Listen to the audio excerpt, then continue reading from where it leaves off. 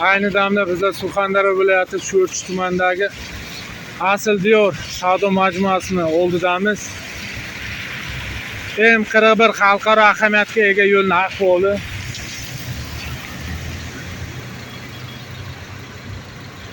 Har yil bo'lar takror deydi-ku, mana shuni mavzuda. Hayron qolganim, oddiy bir yechim qilib berdik-da o'tgan yili. Buni yechimi juda oson. Mana shuni odamlarga, haydovchilarga nihoyatga bu noqulayliklar keltirib chiqaradi bu holat. Yechimi qarang, pastga tentak soyboard bor.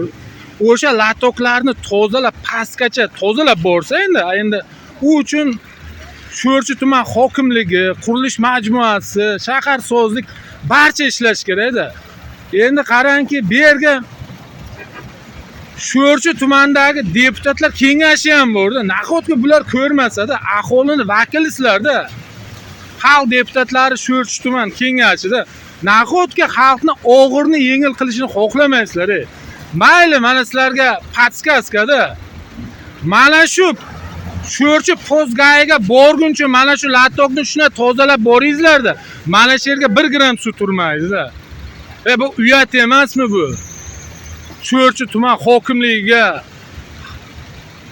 xalq deputatlari Sho'rchi tuman kengashiga, qurilish majmuasiga. Bu nima ahvoli?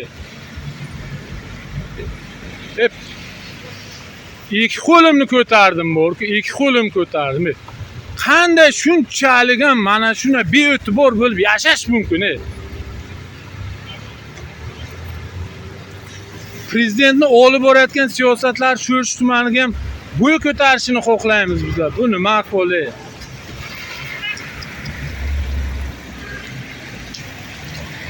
Mana shu videoni ko'rib turganlar barcha like-ni bosinglar, ayamanglar. Like-ni ham ayaysizlar.